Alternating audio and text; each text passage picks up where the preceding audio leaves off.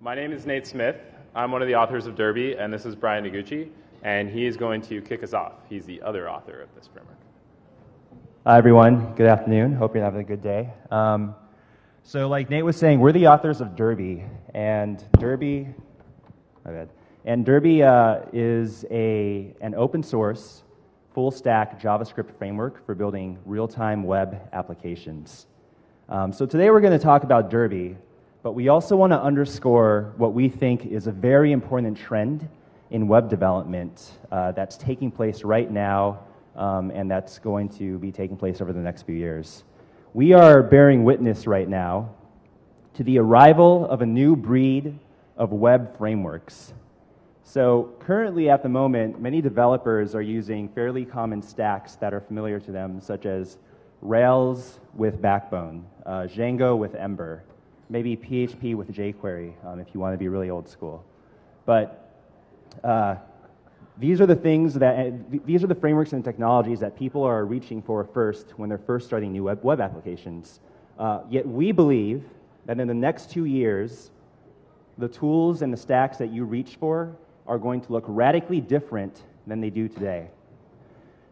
You're going to be building apps in completely different ways. You're going to be building faster apps. You're going to be building more compelling real-time apps. And you're going to be able to do so at a fraction of the cost and time that it takes for you to do so today. The groundwork for this future is being laid right now, ushered in by these new kinds of web frameworks.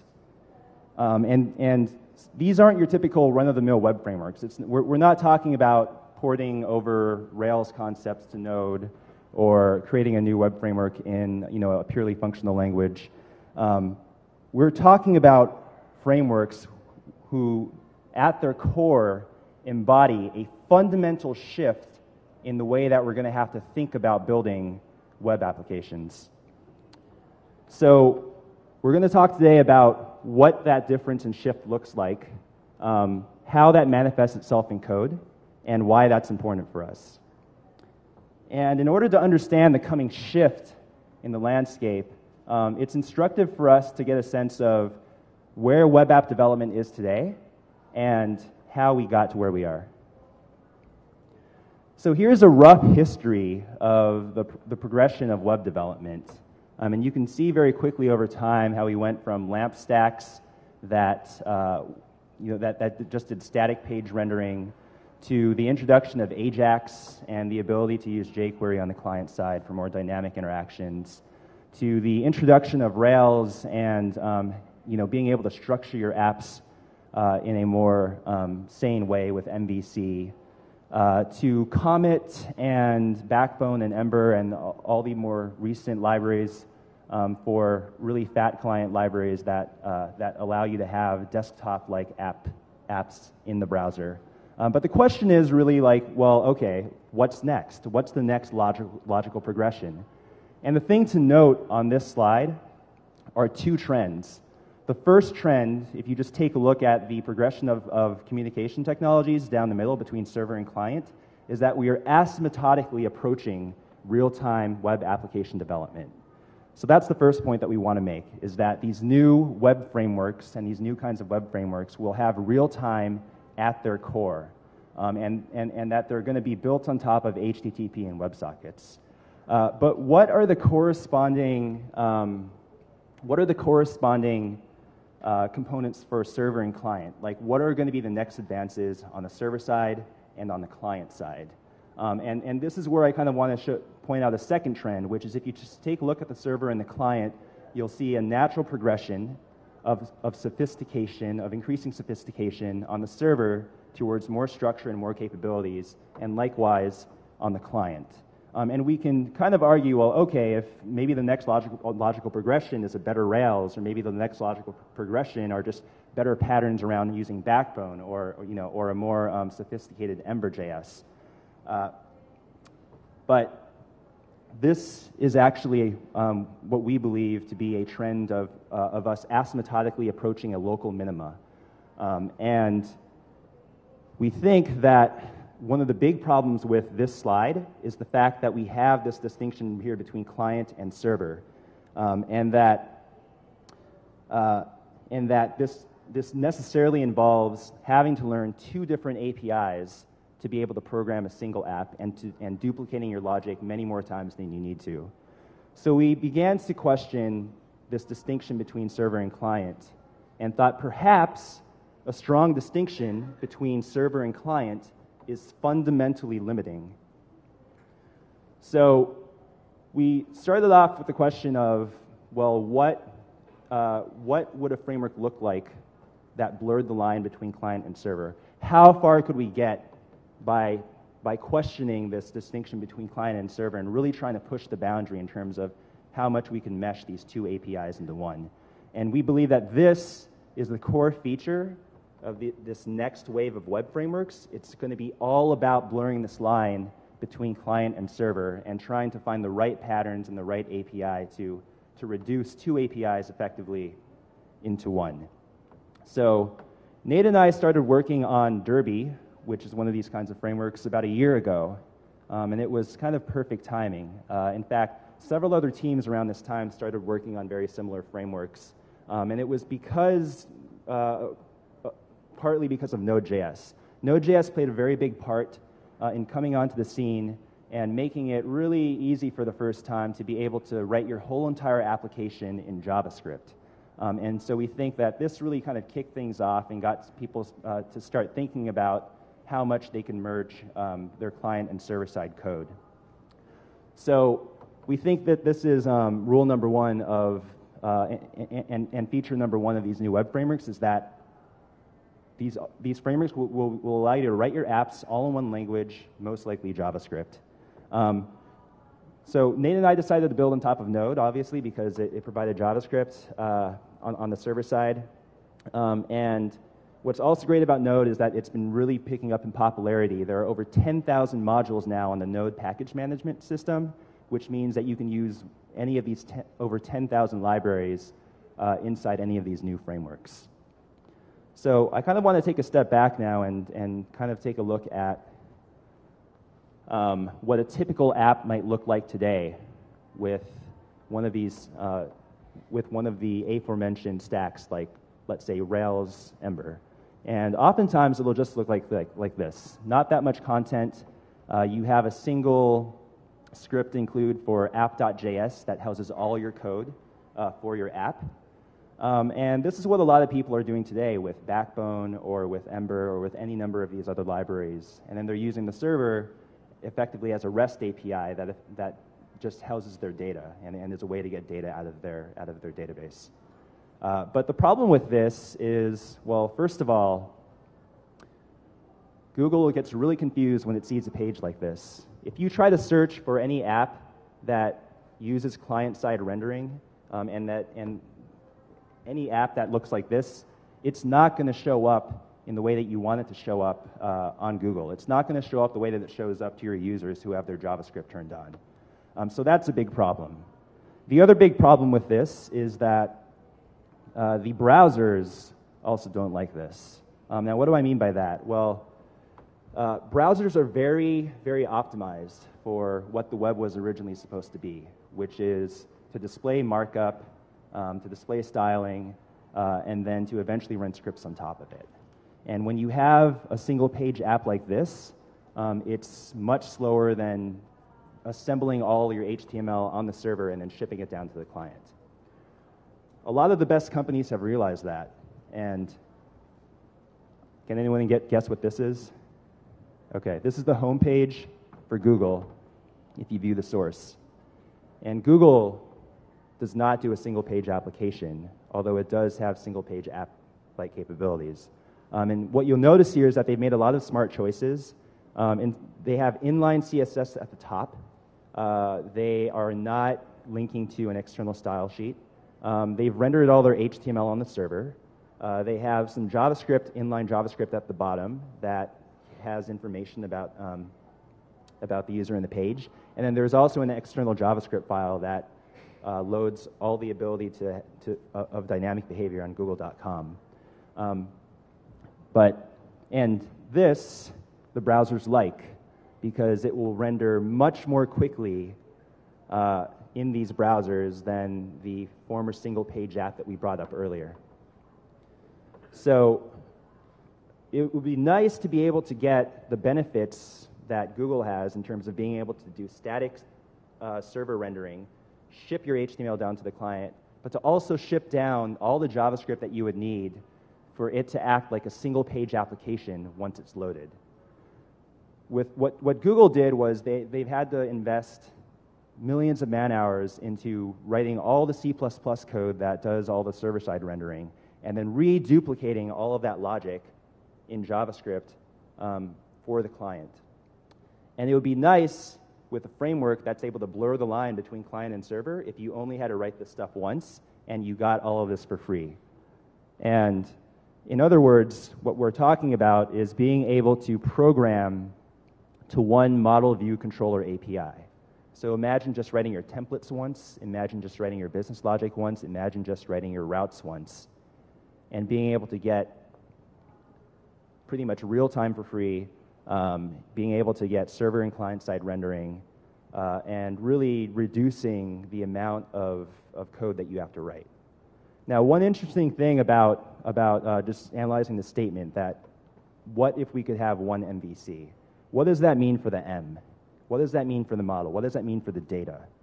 If you think about what it would mean to have a single API to your data that acts the same on the server just as it does in the client. That means that you say, I want to push this user onto my followers list on the server, and you call it from the server, you call the same code on the client, it should act the same way. It should act very transparently, and it should act in a way that has very low latency. And what this really is a description of is just a real-time data API. That is an API that you can call anywhere that treats all your data as if you can mutate it at any given time from any given place in any tab or any server across the world. And so by saying that we want to embrace a one MVC model, we're saying that we really want to embrace, and it's actually very necessary for us to have a real-time data API at the core of any of these new frameworks. And so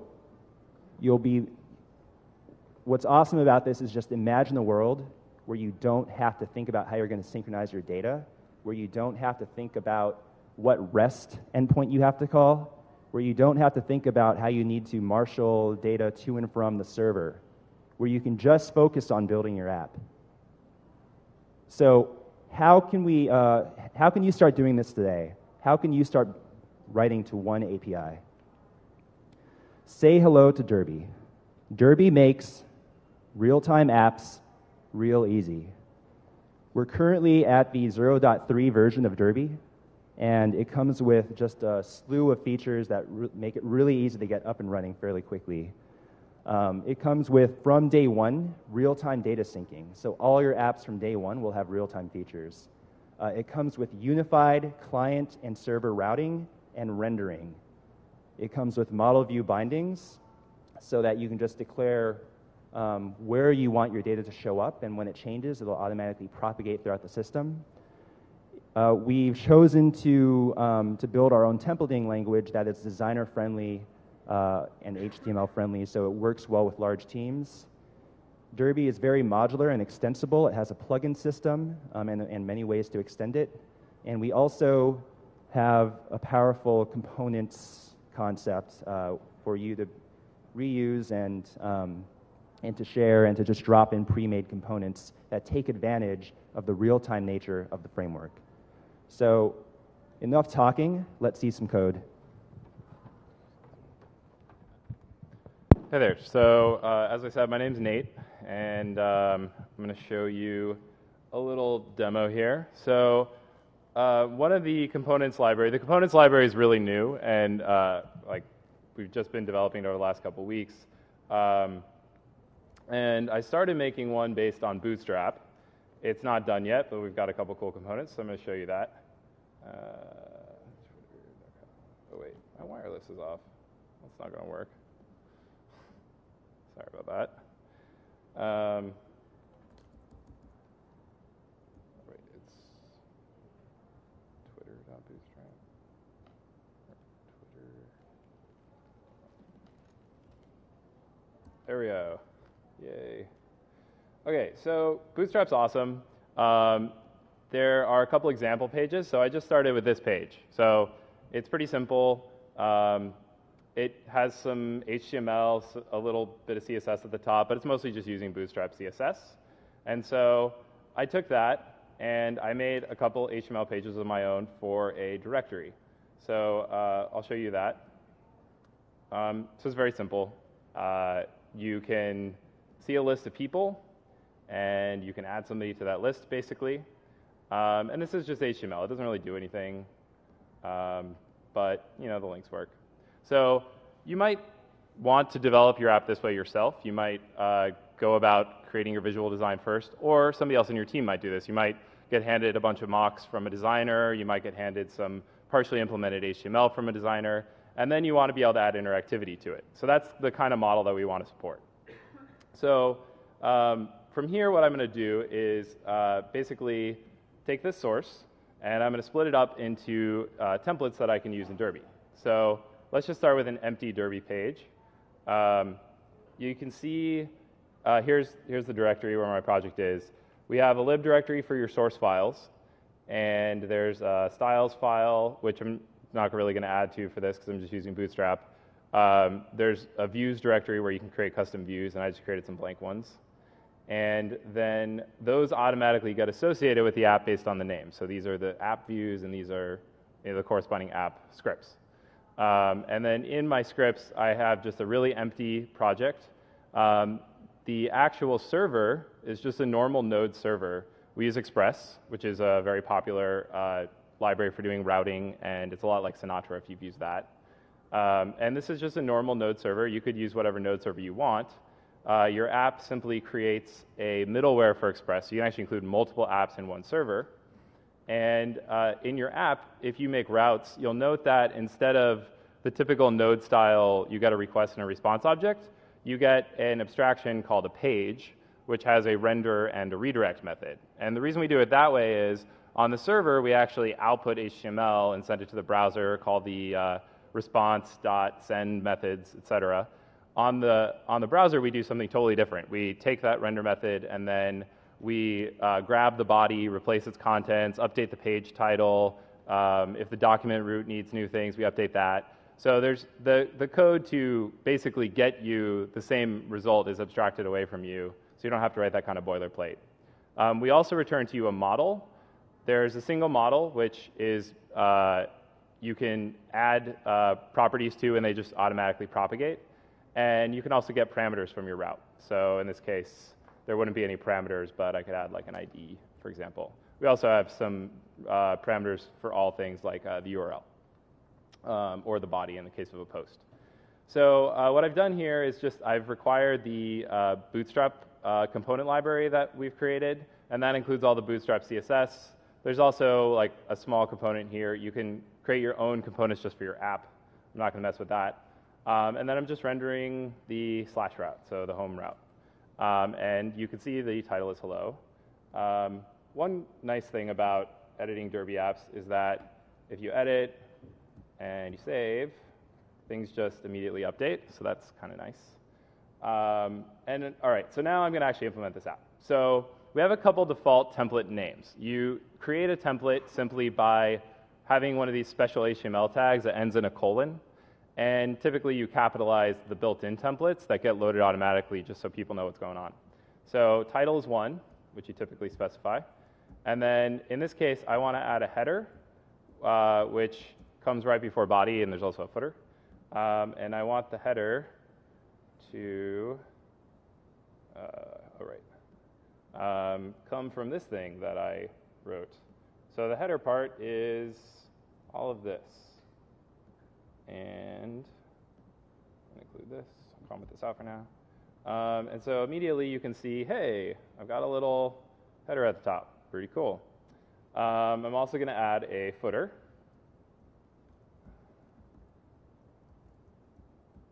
And I'll take that from my, sorry. There we go. I'm going to take that from down here. And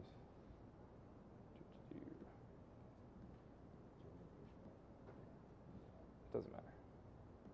I do not need GitHub right now. All right.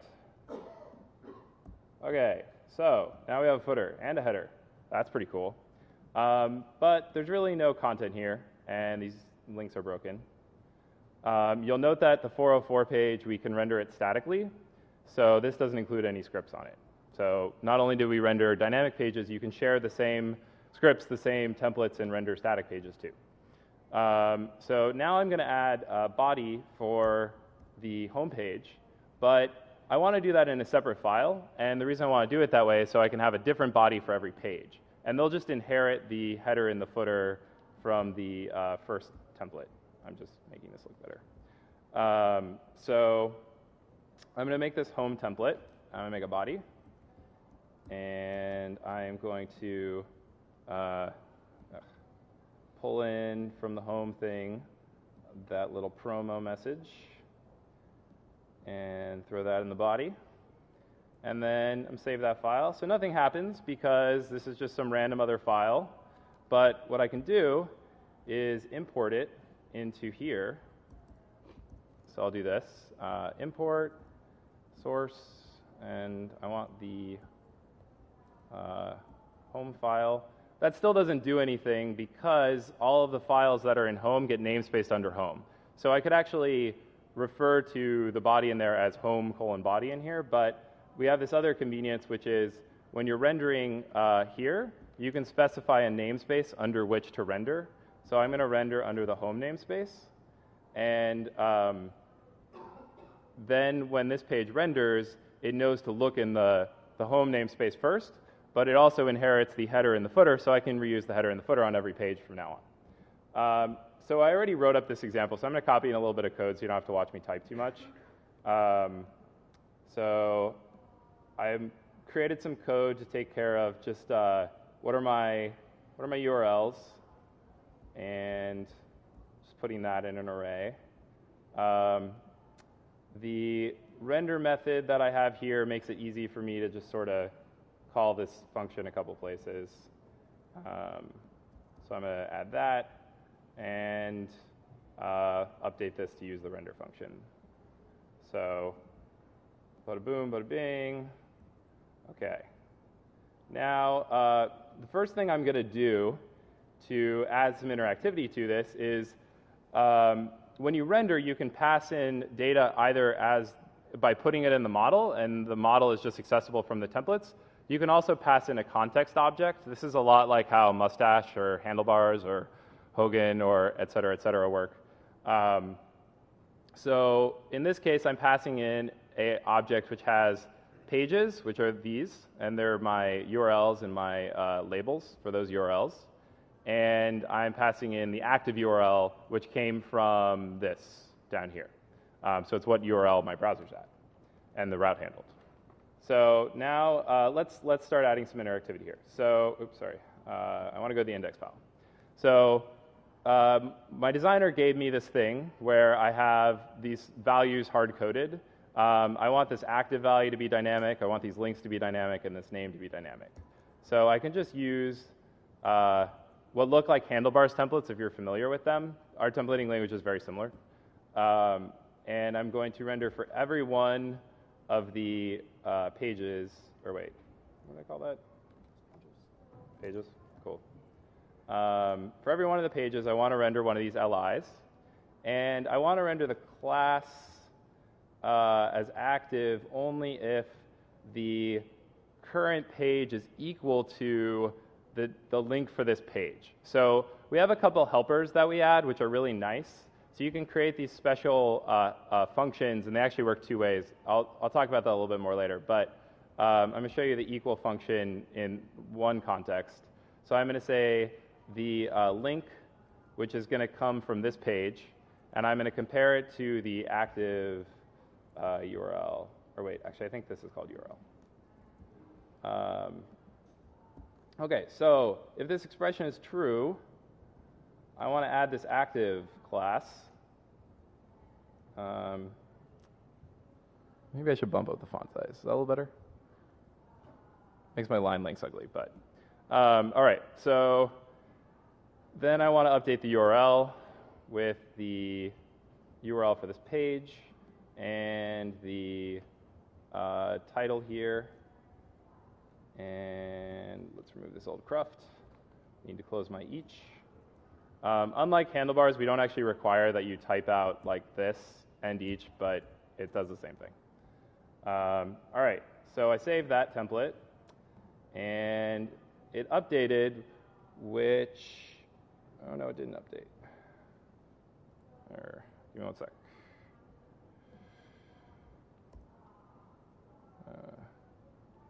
God damn it.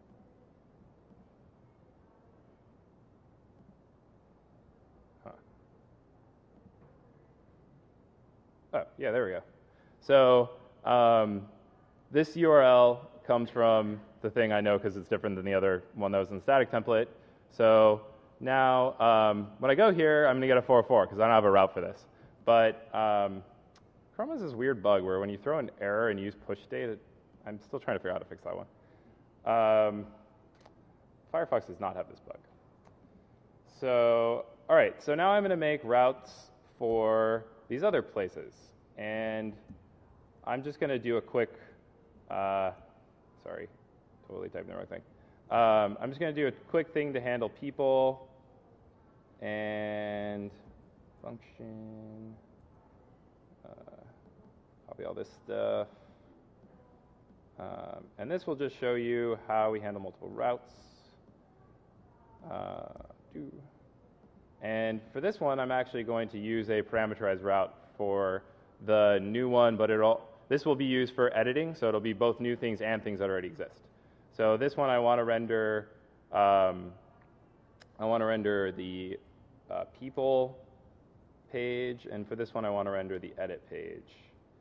And then I'm going to go over here and import those things too.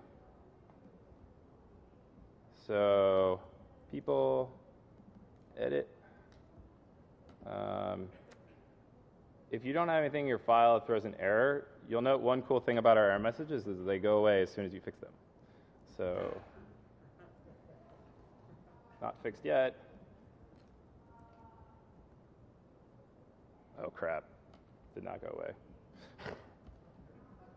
They usually go away when you fix them. All right, maybe I need some shit in here. I'll debug this later. Yay, all right. Apparently it doesn't like empty templates. I'll fix that later. Okay, so now when I go to people, I get this random crap that I typed in from the other body, and this one I get the other body, and when I go back to home, I get the home. So you can see that we have pretty good support for multiple apps. One cool thing about the way that the namespaces aren't directly tied to your controllers or your routes as you might in Rails is that you can have a totally different structure for your page namespaces than you do for your routes. And you can use the same names, it's really easy to do, but you can also use different names. And this allows you to have a lot of flexibility with how you want to structure your app code. So in this case, I'm actually going to have one page, which is both the new page as well as the edit page. And I don't really have to worry about the fact that that's a slightly different URL, even though it's kind of the same page. All right, so I'm going to speed through a little bit more of this stuff. So I'm going to pull in from my already written version. All right, so I copy pasted the edit one, and I'll go through and explain some of this stuff, but I'm just going to put it in place first. So here's the edit one, and it's already got placeholders in.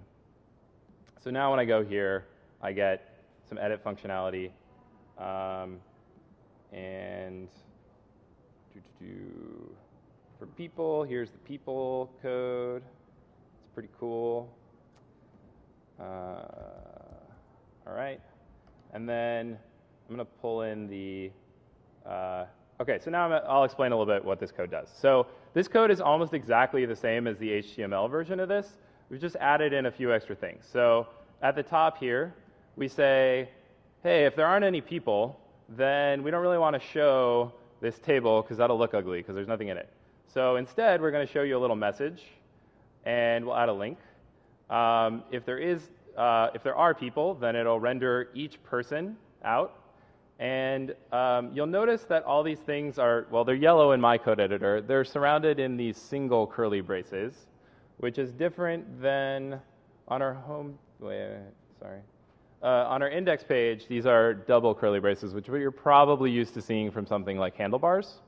So the reason why we have two different types is that these only get evaluated when the page is rendered the first time, which is useful, first of all, for performance reasons. You don't have to set up a bunch of event listeners for things that are never going to change. There's also times where you might not want to use our bindings. So we want you to have the flexibility to choose whether you want to use something else to do bindings. So anything that can be bound can also be unbound. So 2 is unbound, 1 is bound. And, sorry, I can go back to people.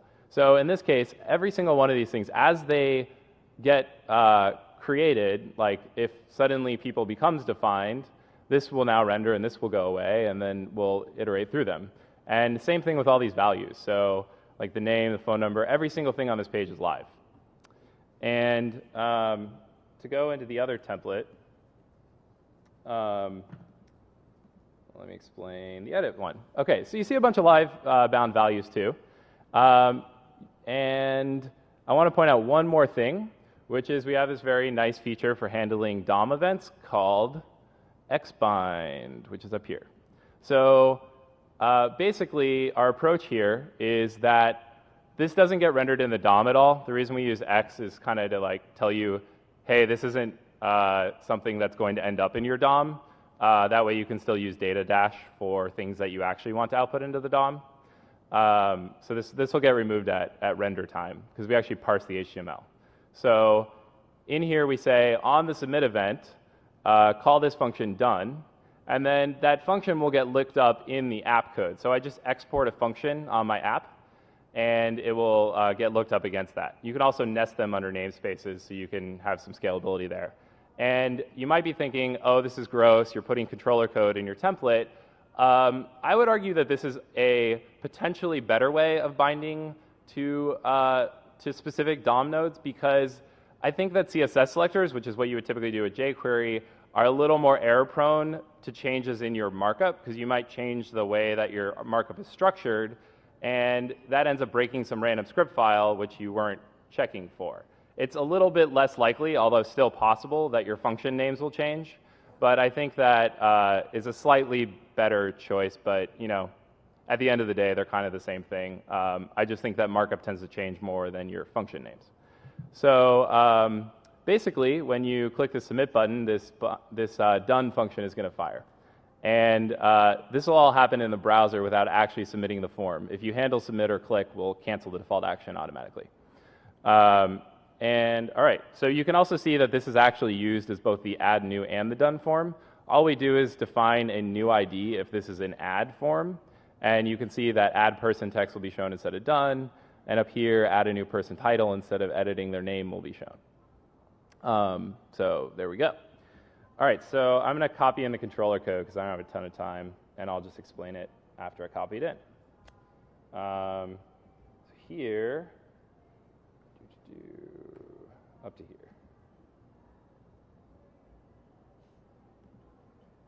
Sorry. All right. So here's the remainder of the app code.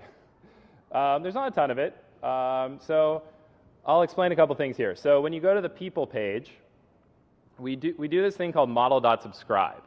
And I'm not showing you any of the advanced features here just for the sake of the demo, but you can subscribe to either a path, or which will subscribe you to that as well as everything within it, or you can subscribe to like a deep path. Like in this case, I only care about one particular person, so I'm only subscribing to people.id. You can also subscribe to a query, which is a little bit newer, and we're still working on adding more features to that. But we support most typical database query types of things you'd want to do. And these subscriptions get set up here, and from then on, you do not worry about how data syncs. All you do is say, I want this data when I'm looking at this page, and the rest is handled on the back end automatically. We call back pretty much all code callbacks have an error at the beginning if you're not familiar with that. And we give you here what we call a scoped model. So a scoped model basically is exactly the same thing as the model. The only difference is that when you do like a set on it, like person.set, it appends this part of the path to the beginning. So it would, instead of doing setting, some value, it would set people.id.value. And you can also create what we call a ref from a alias or from just a string path. And what a ref does is it basically creates kind of like a symbolic link or a JavaScript reference. It creates something which you can use as a proxy for this real path. So the reason why this is super useful is, in this case, I have underscore person, and one more thing, underscore indicates that something is a private path. So what that means is anything that does not start with an underscore automatically goes everywhere. It goes to the server, and then it goes to other people who are subscribed to the same data. Something that starts with an underscore does not go anywhere. It just stays in your local browser, and this is useful for a lot of things if you want to have only local state. So in this case, we're setting up this underscore person, which is a ref to person. And that person can change depending on what page is being rendered. But when I go back to my template, the super nice thing about that is, everything is just relative to this underscore person. So setting up these bindings is really easy. I don't have to like say, oh, I want this to be linked to that. It's just automatically the case that your model is part of your context when you're rendering. So then I'll just explain a couple more things. We also have asynchronous getters and setters, which is useful for when you want to make sure that two things don't happen simultaneously and conflict. And most of this is pretty much boilerplate stuff. Oh, so I'll show you. This is where that done function gets defined. So on ready, which only runs in the browser, we pass you the model as well. You get the model from routes. You also get it from the ready function. So what this allows you to do is set up your functions on your app only in the browser that you want to use as event listeners or other kinds of functions which you might want to have that you only add client side. So you can also do event emitters on. Okay.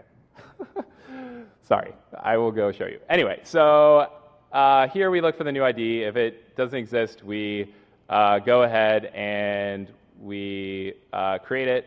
And then down here, we have a history API, which lets you go to a new URL, basically. All right, so now I'm going to show you this working. Okay, so I'm going to go to add somebody. This did not refresh. All right. Oh, shoot. That link did not get updated. Sorry. Okay. So I'm going to go to add somebody. And I'm going to type in a name. Hey there. At the same time, I'm also going to open up this people thing so you can see the list as I'm editing. So as I'm editing, nothing's really happening that I can see, but actually stuff is being sent to the server, which allows you to get the state later. Yada, yada. Select my gender. And then I'm going to add. And, oh, yay, that's a bug. Weird. Okay. Well, that should work. And then now I go back to this person. I can edit it, and you'll see now it's edit and done instead of new, even though it's the same template. And I can edit my name. It updates. I click done. It's updated here. And what should work, I'll try this again, is super weird.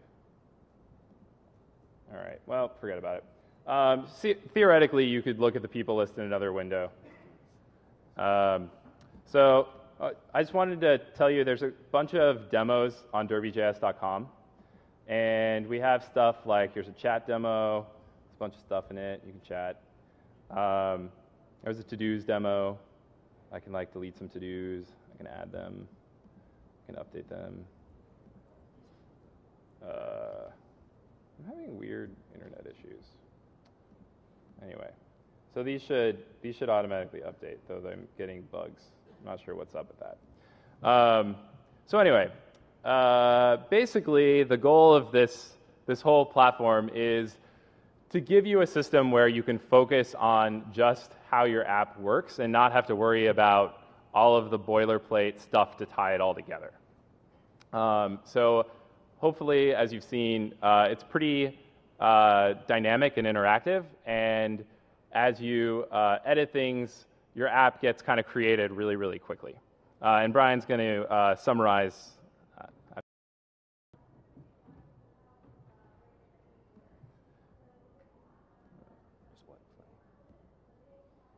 Oh, sorry.